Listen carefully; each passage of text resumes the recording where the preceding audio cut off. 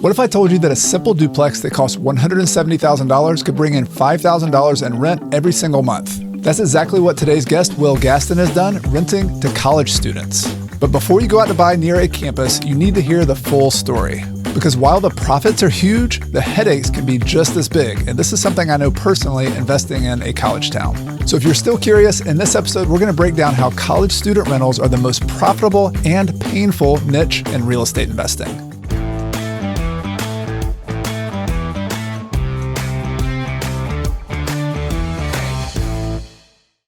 If we haven't met yet, my name is Chad Carson. You can also call me Coach Carson. And on this channel, I teach you how to use real estate investing to achieve financial freedom so you can spend your time doing more of what matters. Now let's get straight to my conversation with Will. So Will, we have a really interesting, almost parallel story that I want to start with.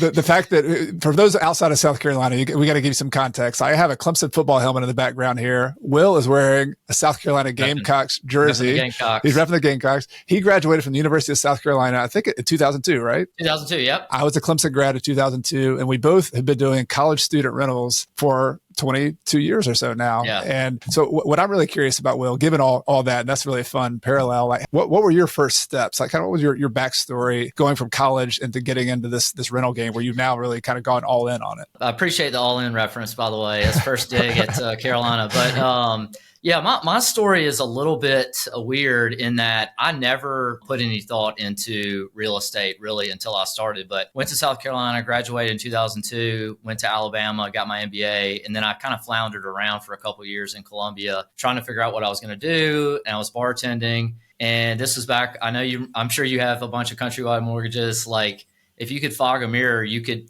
get a loan. I mean, just period. And so did like 5 or 6 friends and family deals kind of while I was bartending. And these, for the more sophisticated investors, like had no underwriting experience. I just thought like, if you buy them, they're close to, USC, the value is going to go up. And knowing what I know now, like they were definitely sub 1.0 DSCR.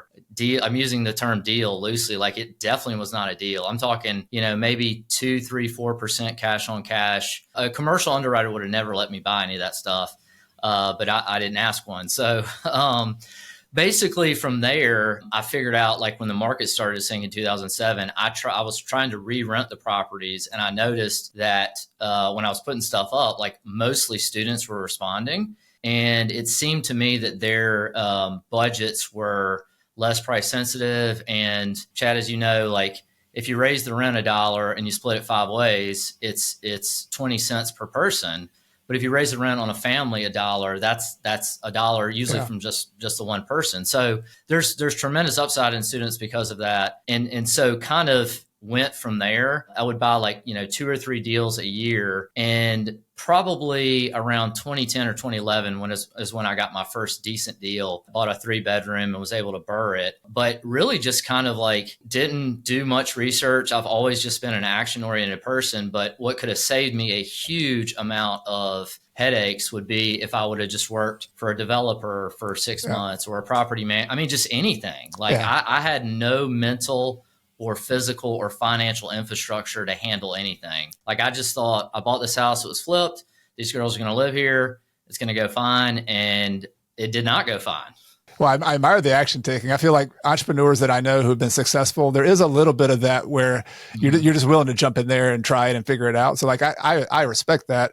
At the same time, I agree 100% that like just doing a little bit of an apprenticeship is such a valuable piece. If you can do some on the ground training. And so it sounds like what you did though, Will, you were working bar, you were kind of you were paying the bills with just whatever you could do to make some money. I also had roommates too. So my first actual house purchase was in 2005. It was a primary residence, and I had 2 of my best friends living with me. One was going to law school and one was in undergrad, and so I got to live for free. So I did get a taste of what it was like. Yeah. But I just did not have any thought, past that. Yeah, it was a painful lesson. Well, I want to dig in. You mentioned a little bit about why college student rentals are really interesting. So I want to dig in a lot to that, but I want to kind of go to the arc of your stories just so people get the context here. You started that way, kind of learning and just jumping into it. You started finding some good deals. Can you paint a picture of what your portfolio, what your business looks like now, what kind of properties you have now? Yeah. So, I'll just give it like, I had 6 or 7 properties, 2006, 7, buy a couple a year. And there's a couple different turning points. probably 2012 or 13 is when I started getting some pretty good deals because you couldn't give away a house in Columbia then. And then in 2015, and I still think this is insane, I got an unsecured line of credit from NBSC Bank, who Synovus had purchased them several years ago. It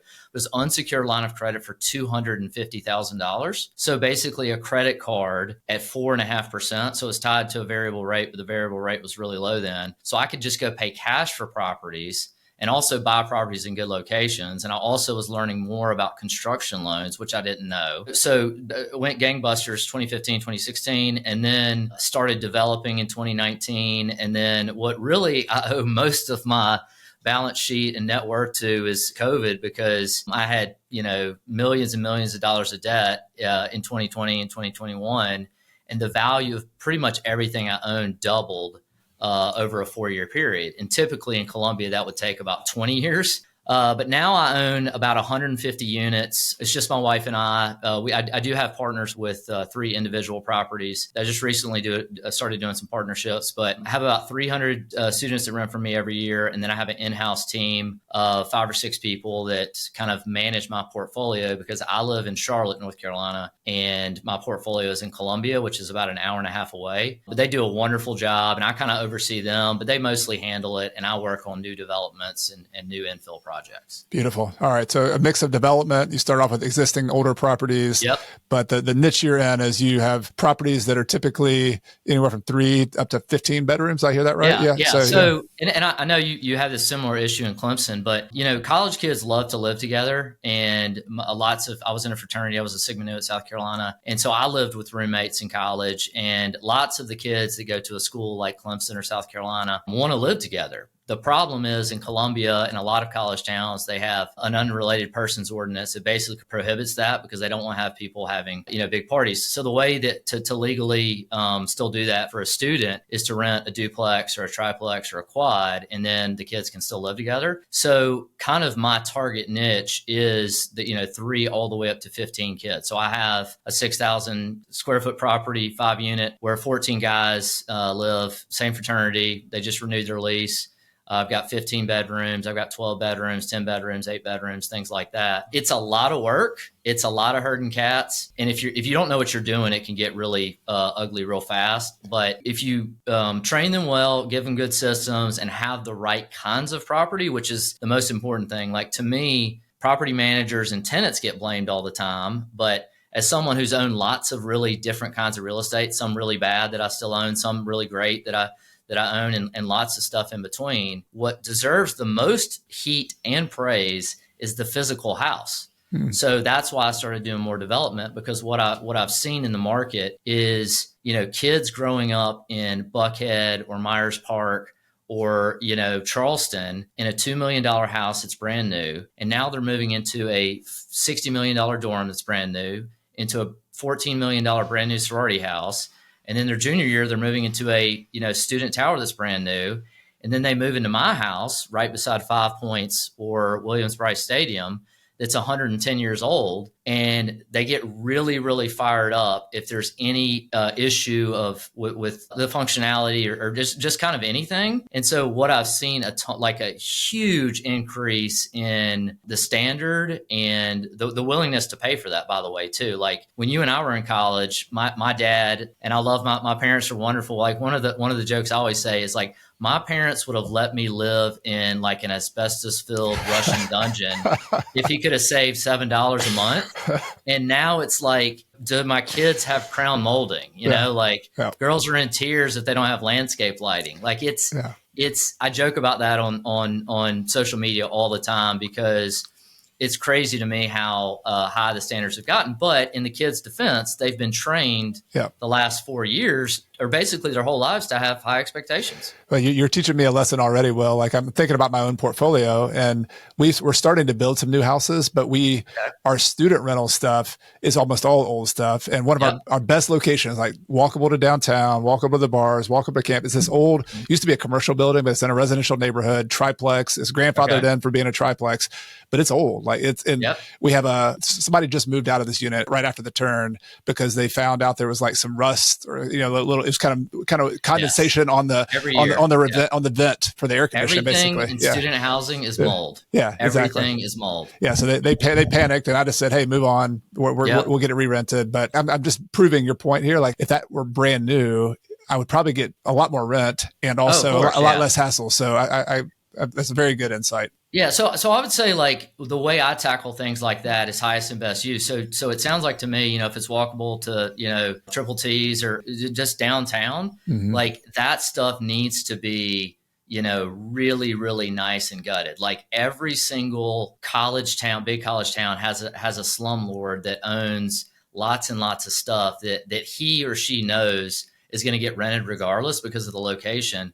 And where I guess I disagree or have changed my tune over the last like 10 or 12 years on that is you're missing out on tons and tons and tons of money, but you're also missing out on just like ease of property management and the happiness from everybody involved. Yeah. And so the way I kind of tackle like, and I tell my employees this all the time, they have to deal with the sins of my 2006, 7, 8, 9, 10 investing when I didn't know how to get a construction loan. Yeah. So I'd buy a house because I'd say that 20% down and I'd put a roof on it. I'd paint it myself, but I wouldn't have any money.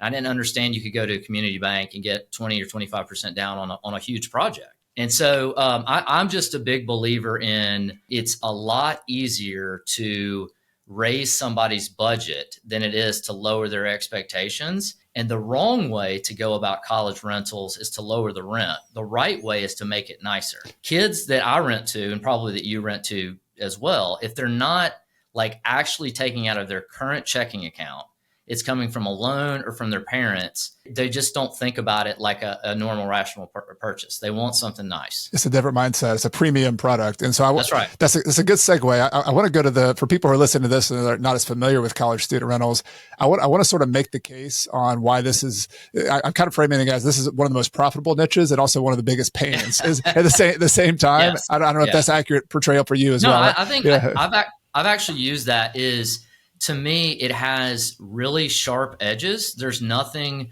kind of okay about it. So I know we talked about the bigger pocket stuff before, but the pros are you basically have guaranteed rents, you have guaranteed tenants, you have guaranteed, like almost always we have tenants coming to us before the properties or absolutely way before the kids move out, but sometimes just a couple months after they move in, trying to get the houses passed down to them. You just have this like very stable environment. But then you have, if you're renting a house to 6 girls, 2 might be from Charleston, 1 might be from Myrtle Beach, 1 might be from, all over the place. So there's 6 girls who don't really communicate well with each other, even though they're quote unquote best friends. They don't tell their parents everything. And so you have 18 people that could possibly complain about one house. And that can be really, really messy, especially in an environment where kids they won't pick up the phone. They hate talking to an adult. They hate like human interaction. And so the way to solve for that is basically try your best to get them to do what you want, but never expect them to do it, if that makes sense. Yeah, 100%. Yeah. So I want to add on to you. You said the stability of the tenant base. That's something I found too. Like I love it. Yeah, they rent in August, but we pre-lease them in like January, February. So we almost always know whether it's going to be rented or not. I want to go to the numbers too. Like, right now all the rage is rent by the room is something all over the country. And I'm like, well, people have been doing college student rental rent by the rooms for years and years and years. And so could you talk about just the basic economics and maybe even an example of one of your deals where you just show that the price you can pay and the amount of rent you can get and just show that that kind of difference? And there's, in my experience, a significant delta between what like maybe market rents would be for the same cost basis. But basically, the way it works is like I mentioned earlier, if you raise the rent $100 on 5 people, that's $20 each. And that really is not a deal breaker at all. But the same thing, the inverse is also true. If you can't rent a property, $100 is not going to help. $200 is not going to help. Sometimes it might be $500 or $1,000. And that might make a difference where you can get to a different, I guess, level of student that would want to rent your place. But I would say, like, directionally speaking, you can still find 1%-ish deals, the 1% rule in Columbia for some stuff. So if you buy a $500,000 duplex, you could get, more sophisticated operators can get maybe $4,500 to $5,500. But if you took that same $500,000 and tried to buy 2 single family houses in the northeast of Columbia or whatever, you're going to get $1,000 to maybe $1,500 less. And you're multiplying that times, however many properties. And then you're also adding vacancy and things like that. And kind of to go back to the numbers thing, the typical like down the fairway thing that I used to do back when 10 or 12 years ago, when there was not really a lot of competition, is I would buy a duplex for say $200,000 in a neighborhood called Shandon, which is probably the nicest neighborhood really close to USC or 5 Points. And it would be an old 100-year-old building, 2 bedrooms, 1 bath upstairs, 2 bedrooms, 1 bath downstairs. And it might be rented to, a young professional or a grad student, and the owner's getting $1,000 per unit. I would buy it after the leases would run out. I would convert the dining rooms into bedrooms on the first floor and the second floor. And lots of people will not rent to students at all. Like they refuse to rent to them. And so you're going from maybe $1,000 upstairs and down, plus having to pay for the water, plus having to pay for the lawn, plus having to do all these things, to maybe getting, $2,000 upstairs and down, not having to pay for the lawn, not having to pay for the water. So you're talking like, and sometimes you still have to ask yourself, is it worth it? But you're talking like $20,000, $25,000, $30,000, $35,000 maybe per building for some of the buildings that I have. And you have guaranteed rent. And at a certain point, you're like, I get that this is a headache, but if I go back and do something else, like I rent to, Miss Sally, who's the 72-year-old retiree, and she's going to ask me how my kids are, but she's only going to give me $4,000 in rent, as opposed to these kids who might, call me bad names on Instagram, but they're going to give me $3,500 more a month.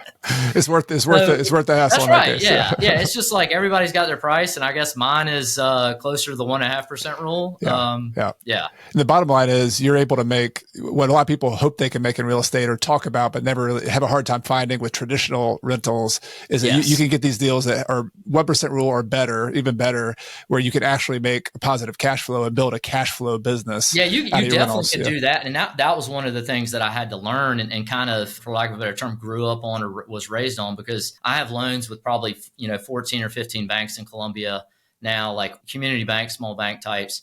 And one of the things that the reason I got them to take a chance on me, even in 2010, 2011, 2012, my parents were still having to co-sign loans. And eventually when I would get like a really good cash flowing deal, like I still can't believe it, but I bought a duplex in 2012 for $78,000. I put $13,000 in it and I rented it for $2,900. So it was like around a 3% rule. And today we just released it again for next year at $4,800. And so you're taking, it's kind of like the Airbnb model before it was an Airbnb, is you're taking the same building and agreeing to do a lot more work in exchange for more cash. And what the cash does, I don't know if I got to keep any of it. I'm not sure if I did, but I do know that I could take that same property to a local bank and cross collateralize and get them to take a chance on maybe like a furry deal that had mold or smoke or fire damage or vacancy. Because one of the things that banks love is high rents. Like they love that. And even during this rising rate, this period of rising rates we've had the last 2 or 3 years, it's still doable to some extent on some of the new construction stuff that I do to get cash flow, because students are paying it. So in general, if I had to summarize some of that, you're buying in good locations that students want to buy in. You're over improving it compared to like a normal old rental, either building new. In this case, you're doing a lot of redevelopment, building new, or totally remodeling an older building. And as a result, you're able to get a premium by splitting it up and renting it to like 4, 5, 6, in some cases, 13 students. And you're just really supercharging the cash flow. So that's the upside. The upside is cash flow, steady rentals. I want you to talk about defaults, because I think that's another interesting one. Is a lot of people, when you and I were texting about this interview, I was thinking, hey, maybe I could talk to Will about tenant screening. And you're like, well, actually, I don't really do tenant screening like most people do. So tell me about how you actually screen or don't screen your tenants. The thing that I tell people is, especially in a college town, if you buy the right properties and you know what you're doing, the product, the price, the location, the start date do the screening for you. So for example, I'm working with a great friend of mine on a quadruplex right now, and we bought it for 700. We're putting like $250,000 into it. The style of the property, we're kind of turning it into a little bit of a boutique hotel in that, like, we're putting an awning in front of it. We're painting it pink. We're calling it the Pink Flamingo. We're going to have wallpaper in it. It's going to have this like kind of classy Palm Springs vibe, I guess is the best way I could describe it. We're pre-leasing it for a start date of August the 1st. And it's $9,600. Okay, so it's 8 girls or 8 guys would be living there, but probably 8 girls based on the color. Who else in Columbia, South Carolina is looking for a product that's $9,600 11 months from now? In a location, by the way, that's surrounded by college kids. The price, the location, the condition, just everything about it says, college, this is a perfect thing for college kids. The downside to this is, and this is actually pretty tremendous, and I have to talk to people about this, is if you do, it's kind of like that special retail spot, like it can be a perfect thing for you to do. But if you don't get it rented, nobody else is going to rent that. There's no backup. There's not a backup. Yeah. My family's not going to rent it. It's just going to stay vacant. And I've had to deal with that several times. I'm sure you have too. Yeah. You're taking a big swing, which is a really profitable swing. But then the backup plan is there's nobody else who's going to be the backup plan, right? Or if you did, it'd have to be super, super cheap. And it's almost, you're just going to wait on them. Yeah. So what we typically do in those, so now I have enough knowledge where I know kind of like to head off at the pass, or, some of these, I would call them the bottom third of my portfolio that aren't, great properties or whatever. One of the things we will proactively do when we know that this property is difficult to rent is we will go to the property in like this time of year, September, October, November, and try to do some outdoor space or some murals. Like we do a lot of, we're like the anti-agreeable gray people when it comes to the way we like, I firmly believe college kids, the thing that they want has nothing to do with functionality. It's all about fun and vibes and status. Like they want to be able to brag to their friends and the girl or the guy they're talking to at the bar that they live at this iconic, place or whatever. And so it's one of those things, if you don't get it rented, to me, it's usually there's something tremendously wrong with the property. And so I will just let it go vacant and then go back and take it from a $650 a bedroom place and spend $100,000 on it and take it to an $1,100 place. Because if you do them right, they shouldn't. That should not ever be an issue. Yeah, it's such a smart approach, and it's sort of counterintuitive to a lot of landlords. I know myself included, because sometimes your impulse is it's not full, therefore I need to drop rent. What I'm hearing you say is like, with this niche, it's not full, therefore I haven't got the market fit right yet. So I need to spend more money. That's right. Yeah, the problem is me and the property. It's not the marketing. One of the things that, and I joke around a lot, but one thing like I'm really serious about that I think a lot of people don't pay attention to. One of my mentors says, like, if real estate is not making your life better, you're doing it wrong. And I love that thought. And I joke that I've never done it right because I read the college kids and all I do is stress me out. But I do think about this specifically. I have probably, I'd say 10 or 12 properties that I just love. Like if I ever sold them, I would be genuinely sad that somebody else owned them. And the quality of your life is going to be correlated, if you're going to use that to live off of or to retire off of, can be correlated with what you own. And I think the kind of stuff that I want to own when I'm 60, 70, 80 is A-class everything. Yep. Like I have no interest in owning Section 8 or a ratty mobile home park or some slum like student rental stuff. And I'm always trying to move to that. And I don't know for certain if it makes more money, but I know it's really, really easy to lease. I never have to worry about vacancy. Banks love it. My tenants love it. And we have people fighting over those houses. Yep.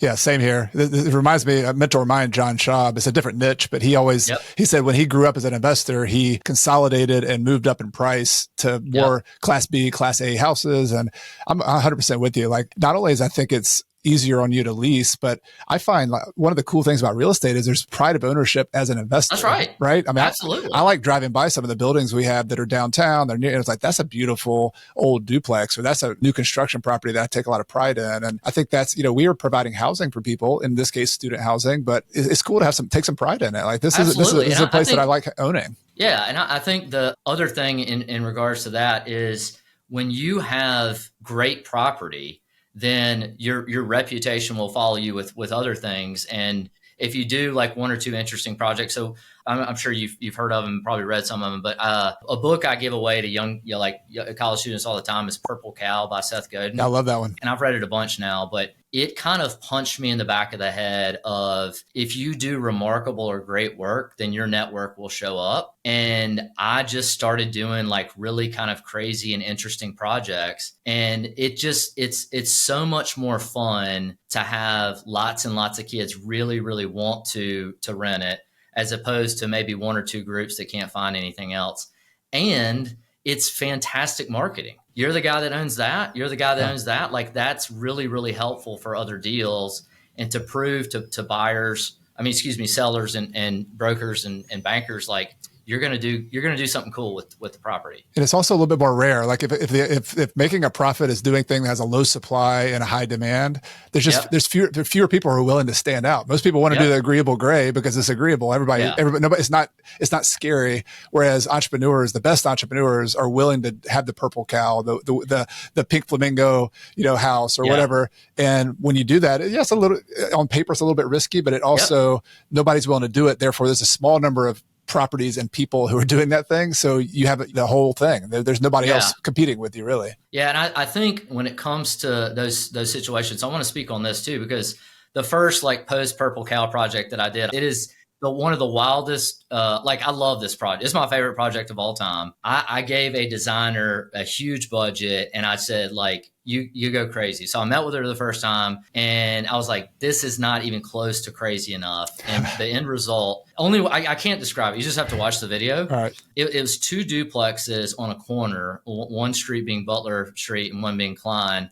And so they're on a corner, and we had a shared backyard where you could open up the backyard and put the two backyards together. We had like these neon metal like zoo animals in the back. I mean, it's just like a really, really crazy thing. And all of my employees hated that property because there's like 62 different paint colors. Like, how are we going to touch this up and keep the same vibe? And so it's one of those things, like, you learn is the way I tell people or teach people is you want to still be a good operator. So what we normally still do is we will have, white, or we will paint a lot of stuff, especially older stuff, gray on the inside, but we will strategically and tactically like do different colors on the outside. We will do murals in the stairwell where it doesn't matter. Like, we don't have to turn it over. It doesn't matter if they, draw some not so nice things on that. You know what I mean? Like, it kind of has this evolving artwork. It changes every year, right? So, we literally just hired this guy, Artist Lim, shout out to him in Columbia. He did like a $6,700 mural in a property that's amazing. One of the properties I own, and the rest of the property though is beautiful. And so it still has like something interesting at the property, but it's not an operation issue. Cause like one of my goals for all of my houses, I tell everybody this, every new project we do, is that if some kid comes over to your house that, I don't care if it's studying, I don't care, girlfriend, boyfriend, I don't care if it's a party at 3 a.m, I don't care what it is. They come to your house. I want them, if I ask them about that house a year later, they remember something about it. Like the wall, like we have a new build I just did, has this wallpaper of Abraham Lincoln drinking in the bathroom. It's funny. It's whimsical. Like, it adds some character. It costs, $1,000. But I've gotten more comments about that than probably my own children in life. So it's literally remarkable, which is the word right. People are remarking if they're talking about it. Yeah. Yeah. And some of this energy comes from the fact that, like, I would say more than some of it, I think Columbia, I graduated in 2002, but I think Columbia is a hidden destination for college towns. And I think it is one of the most underrated universities. Like, it is so much fun to go there. Yep. All of my tenants have so much fun there. And what I want to do is try to make more housing that's interesting and fun there, instead of like the agreeable gray slop with vinyl siding that people put up everywhere. And the kids are renting that because they like the location in spite of the fact that they actually hate the house. And there's a potential, what you've proven and really demonstrated to me is a big takeaway is there's a premium potential there that people are willing to pay for if you make it interesting, you make it remarkable. Right. So not only is it being interesting and different and standing out leads to more profitability, which leads to you can reinvest that in the property again. So it's like a feedback loop that really helps you grow. But I think there is, and I've got some private equity friends that really struggle with this because they want to see, like, if I'm telling them like, hey, if I do this mural, you just got to trust me, and they're like, well, how do you know you're going to get more money out of it? And it's just one of those things, like, you're thinking like a dad.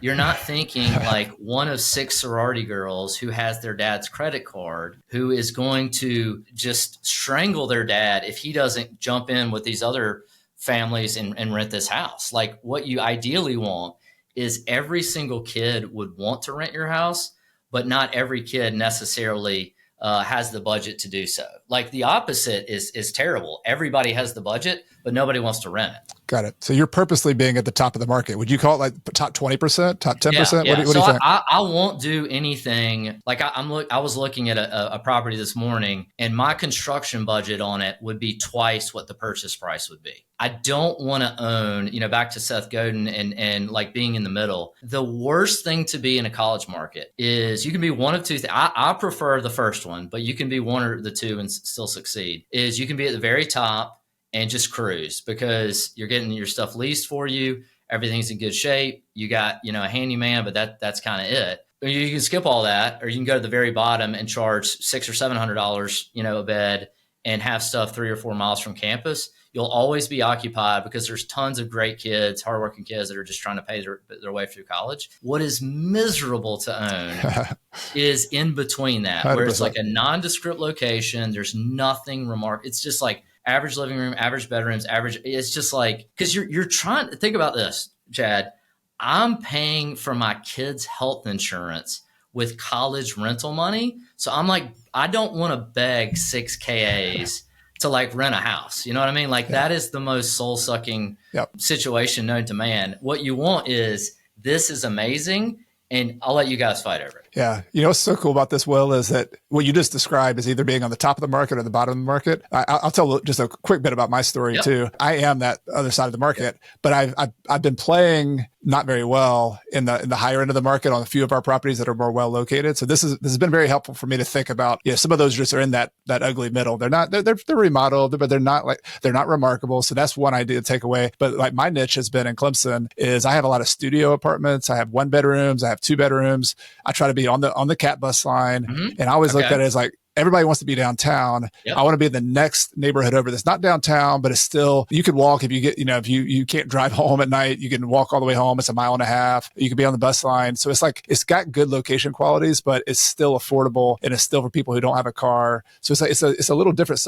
I used to start with grad students who are international students. That was like my very first niche. I actually lived in unit number 2, and the other 3 units were, we had these international food parties with like, Chinese food and Nigerian food and like Korean. It was amazing. Like, I loved that. And so that's been more my niche, is like in Clemson, the brand new construction stuff, like the equivalent of what you have would be a $1,200 a bedroom, $1,300 a bedroom. That's around how much we're charging now for some of our stuff. Whereas what we are is like, $600 to $900 per bedroom. Yeah. So we're what you want to. Yeah, what you want to have, and again, I wish somebody would have told me this years ago, but I tell new investors and young, people interested in real estate, is you have to have a very, very strong proposition of why does somebody want to rent this place.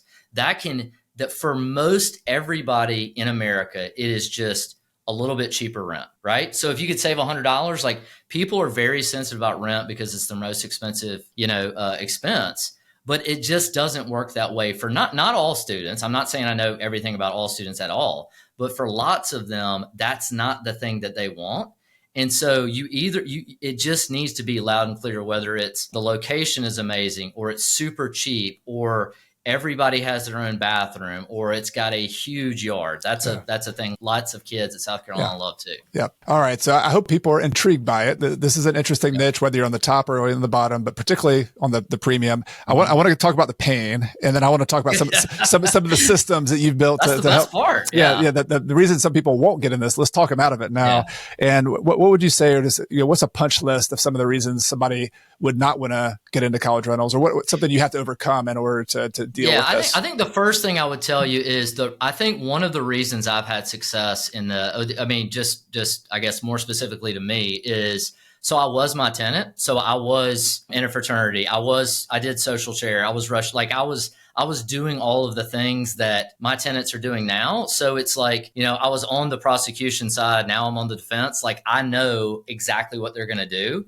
And the same kids show up every year from Charleston or Rock Hill or whatever. They have the same names as the kid. It's like they look very similar, don't they? I've joked about that. Like it's an assassin's dream. Like they're going to have the same pleated khaki. Like every single thing is going to be the same. And I just get more and more reps because I'm only renting to really like a 3-year age group. But I think the first thing that I would tell you is what's really, really difficult is, this, a core tenet of great property management, which I want, because like I want people to be happy, because if they're not happy, they're going to come at me, and I don't want to be unhappy. So I want them to be happy.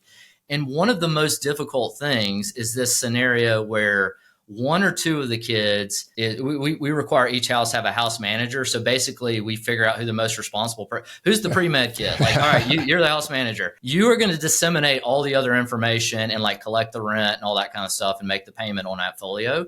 And I think one of the things that is really, really difficult to wrap your head around is the fact that kids will like constantly text just will not, just straight up not respond. Like my best friend's son is a 20-year-old junior at SMU, and I text him all the time, and he like just all of my texts are unresponded to. And so you can imagine like if you're trying to fix the heat or the air conditioning or something like that, and there's some kind of miscommunication, like that always ends up happening where, a Saturday morning, a dad is like threatening to sue me. And I go back and I say, well, we called, Junior on Monday, Tuesday, Wednesday, and here are all the things we did. And it eventually calms down. But it's filled with a lot of emotion. And it's just like, there's a lot of moving parts. Yeah. And so I'm a big 80-20 enthusiast. Like I'm obsessed with the principle, and I think about it all the time.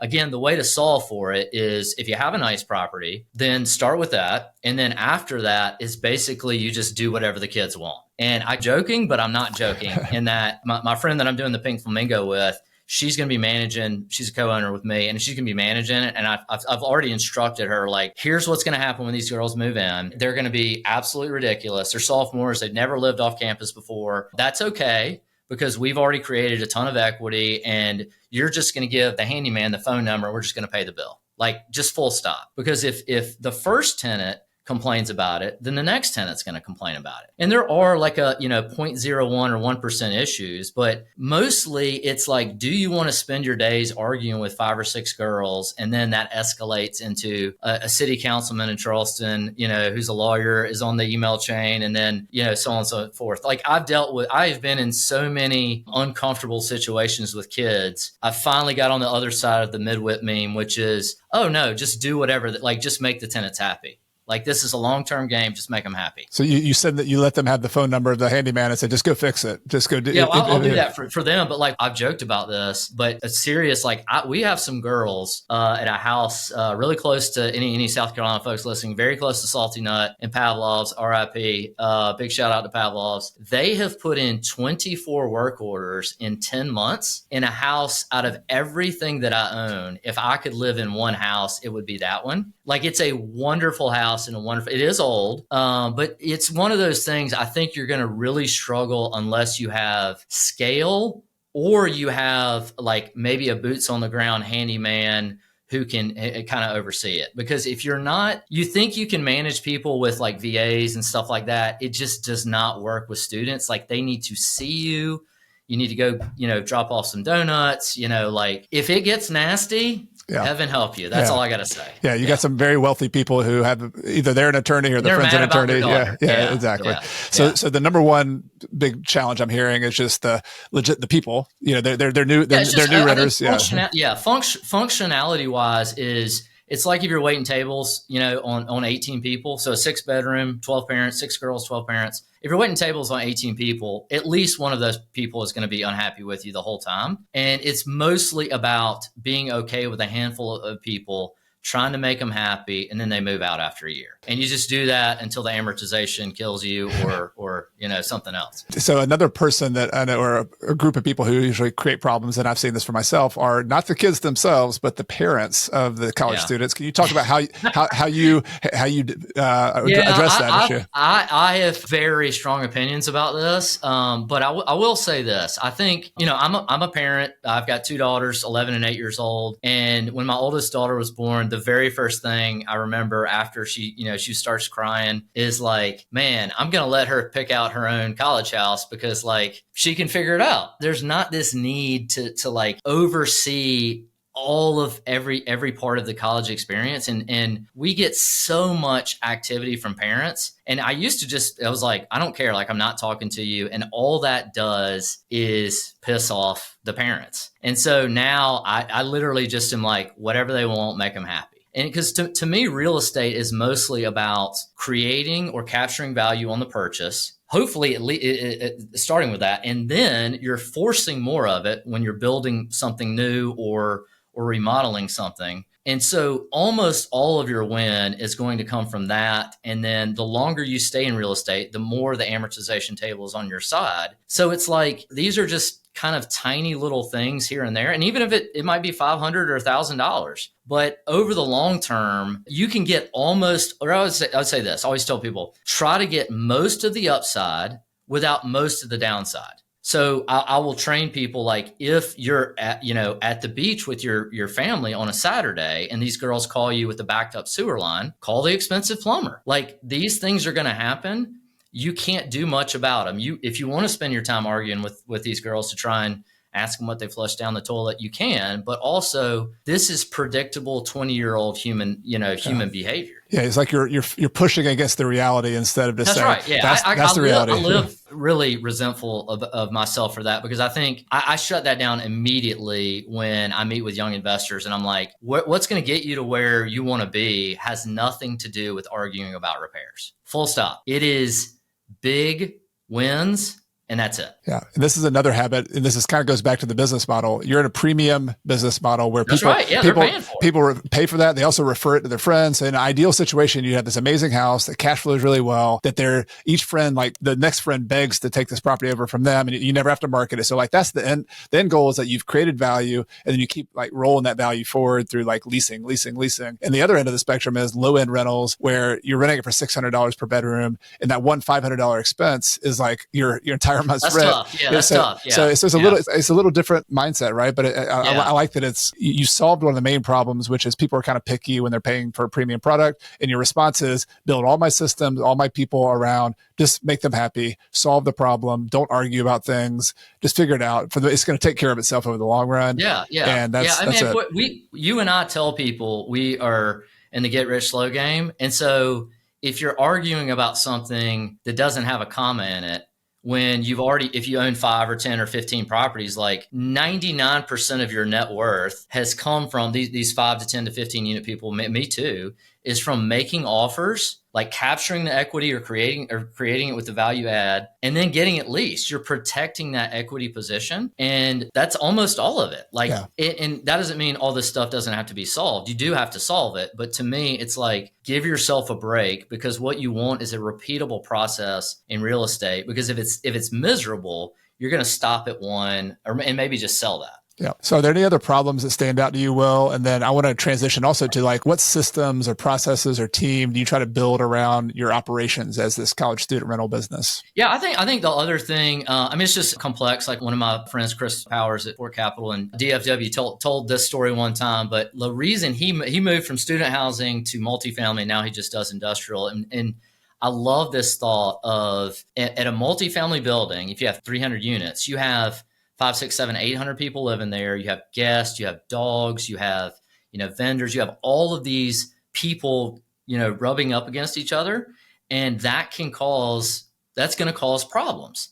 And he hated the fact that student housing and multifamily had all these people problems, like they're hard to solve. And so I would just say, like, you have to either do one of two things: be very good at confrontation, or realize there are lots of fights that they're just not worth fighting. Like, we deal with code enforcement all the time. I had a neighbor call and complain 2 or 3 weeks ago about the muffler of one of my college kids' tenants. And because it was loud, and don't get me wrong, like, I don't want loud mufflers beside my house, but I also live 90 miles from my school because I don't want to live near college students. And so there's the tension between, like, I want to be a good neighbor, I want to take care of my properties, but what role do you have since you bought a house 2 blocks from the university that's been there for 200 years? So It's just, there's a lot of those issues, and I can talk about systems too. I think let's transition to systems, because I think the people part of it, loud and clear, I hear that. Yeah. And it's also, I think there's a temperament thing too. Like some people are going to stress out and freak out, and they're not going to be able to sleep at night because of these confrontations and these issues. And it's that balance of lots of cash flow versus confrontation, not going to work in their life, and they're going to go do a different kind of asset. That's cool. So that's one part of it. The other part, though, is, like, I know for me, we have a lot of turnover. Like the average, it's a year and a half is the average tenant for me. It's like people stay about a year and a half. Some are 1 year, some are 2 years, but so you're always turning over. You're always having 5 or 10 days in August when you have, like, every handyman and painter in the entire state is trying to come to you to try to help you. So maybe, can you just talk about, like, just some of the processes? That is like the herd of elephants in the room. Yeah. It's this looming thing over you every summer. I'm sure other families that aren't your family or mine, like, really look forward to the summer, but it's really, really stressful because, again, for those listening, I have a scattershot portfolio, meaning I own probably 50 or 60 1 to 5 or 6 unit properties, like in a 3 or 4 mile radius.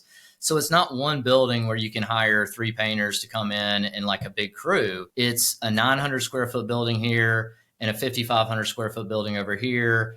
And there's different colors. There's lots of different things. And so the way we kind of tackle it is, one, I spread out all of my leases. So most of the big companies will do August the 5th, like the big student housing towers will do August 15th to July 31st. What I do is something like a June the 1st to May the 20th, and then a July 1st to June the 20th, et cetera, et cetera.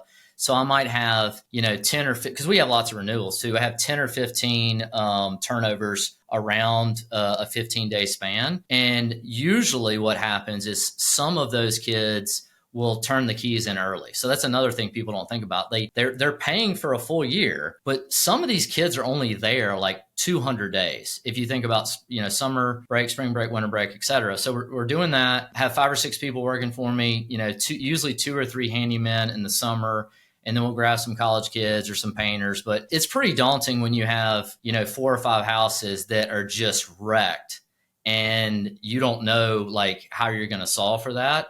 And so what I do is, back to get the most out of it with the least amount of heartache, is I'll just kind of, like, treat myself to an extra painter or 2 over the summer and be like, this is $15,000 or $20,000, but who cares? Like, all I want is peace. And the way to get peace in turnover is to make them clean, make them smell good, and make them look good. And then if moms are happy, then everybody else is happy.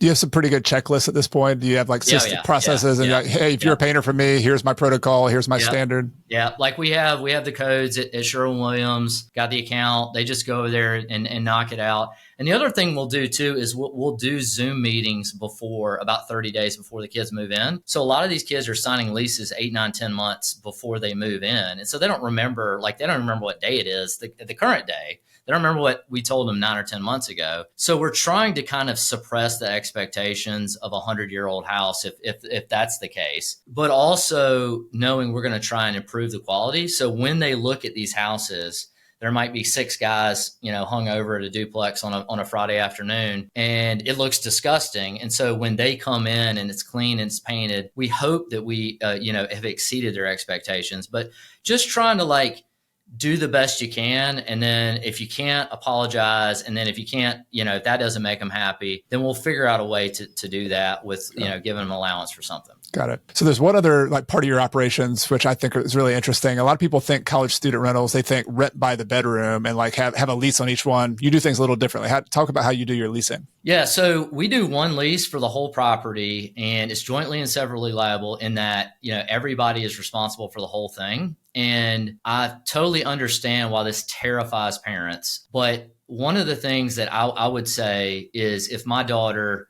either one of my daughters were in college today and handed me one of those, I would have no problem having her sign it. And here's why. Is what really gets rents paid, my rents, and I'm not talking about anybody else because I do have a specific niche within a city, is all of these kids are pre-existing friends, almost all in fraternity or sororities, and they love college. Like, Chad, you loved it. I loved it. Like, going to a big school in the South going to just about any school is fun, but big schools in the South, there's a reason so many people are going to Clemson, Carolina, Alabama, Tennessee. All of TikTok is saying it's more fun down here. And I think it is. Yeah. Right. And so what I tell them is if everybody's on one lease and one girl tries to bail, that's going to cause her, of one of 6 girls, that's going to cause her a ton of issues in her social life. Like, all 5 of those girls are going to be pissed at her. And she's going to listen to those 5 girls way more than anything she's going to listen to me. So it kind of works like this is,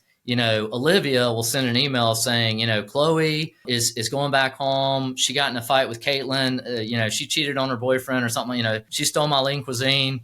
And that sounds so real. That's no, I'm talking about I got a gazillion stories. But the way you respond is, first of all, brevity shows power. And so I always teach my team very short, but it's something like this: is I'm so sorry to hear that. Just a reminder, it's jointly and severally liable. I'm sure you all will figure it out. And what we're telling them is you're trying to, and lots of people do this, and I do this probably to my wife and kids every day, is you're trying to hand other people your responsibility, and we're just handing it right back. And we say, hot potato, here you go. We say, my name's Paul, that's between y'all. Y'all have to figure this out. And once they realize that's an issue, it always gets solved. So I've rented to 2,500 kids. I've only had 7 that I've let a handful of groups out of leases for specific things like break-ins and things like that I had no control of, and they had no control of.